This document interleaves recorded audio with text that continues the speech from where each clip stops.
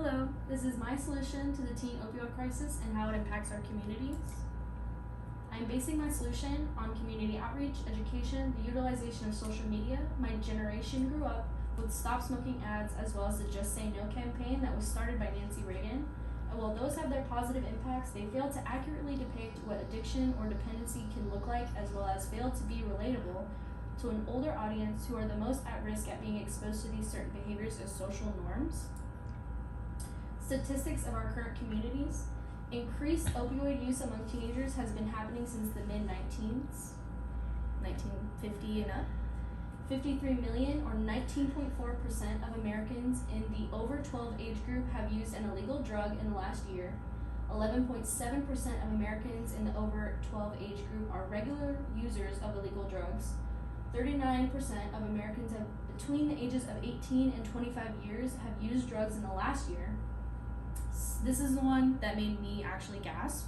70% of people who try drugs before the age of 13 will develop an addiction within 7 years. 47% of youth in the US have used drugs by the time they are graduated high school. More than 70,000 drug overdose deaths occur in the US annually. 20 million Americans over the age of 12 have substance use disorder. Relevance to our community.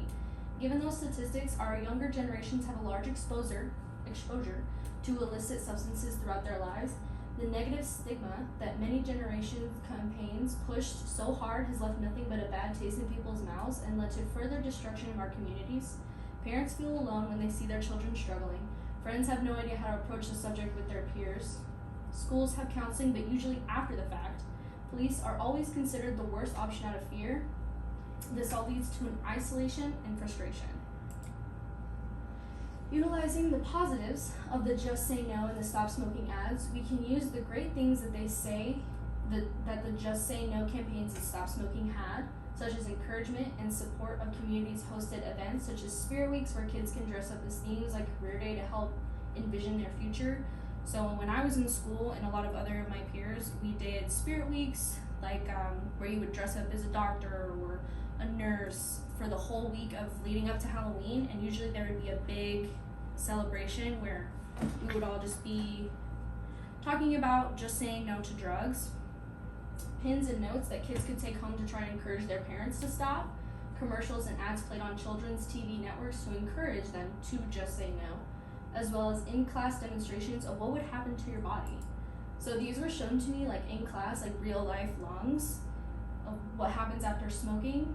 And then my mom actually showed me this one. This is the Your Brain on Drugs that was started back when she was in school, which is about like 70 something.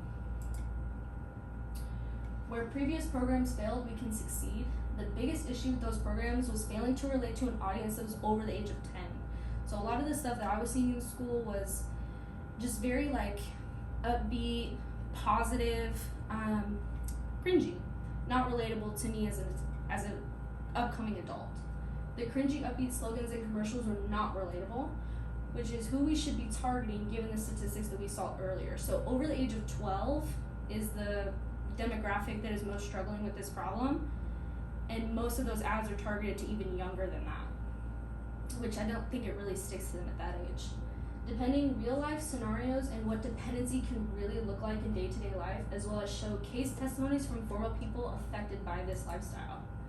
So on TikTok, I saw a couple years ago that it got really, really popular. These channels blew up, the Soft White Underbelly and Tales from the Streets, where this man would go out and interview real life people struggling either in active addiction or previous addiction. And it shows like how skinny they are, their skin lesions, what led them to the problem. And he would also offer, not in every video, but certain solutions to where he would help them get in contact with their family or a hotel room for the night, food, things of that nature. Highlight of positive impacts. So reframing the stigma from previous generations have attached to discussing drugs has to change. So I've noticed that it's very discouraged in certain communities to even discuss having a drug problem, like a drinking problem or anything. So that would have to be reframed in a way that would make it more comfortable for children to go to their parents and be like, hey, I'm struggling with this. gaining access to federal funding to give exposure to outreach programs targeted towards teens in undesirable conditions. So if your parents are users, you have more of an option to go out and seek help from people that understand your situation a little bit better to help lead you on a better path and not down the same way your parents went through. Certain states decriminalizing the use of drugs was a huge step to making medical care and police a better option with people in need, as well as states passing legislation where if EMS uses Narcan, you cannot be arrested. So these are some of the statistics on Narcan and why it's so important to start showing our younger communities this, because 750 deaths have happened, 60% involved in opioid, 85.9% of cases were intercepted by law enforcement before EMS even got there. So they administered 2 doses on average. In 87% of cases, the person survived their overdose after Narcan was administered. The Good Samaritan law protects both the overdose person and the person calling for prosecution for possession or usage of most controlled substances. So the conclusion is, overall, if we bring the communities together, we spread the real stories of people living these lives, staying away from those cringy ads, outreach programs to help target what drives people to use to help them overcome the root problem, and bringing more attention to the use of administration of Narcan to help save lives and deter people from staying silent. And then I have 3 pages of references. Thank you.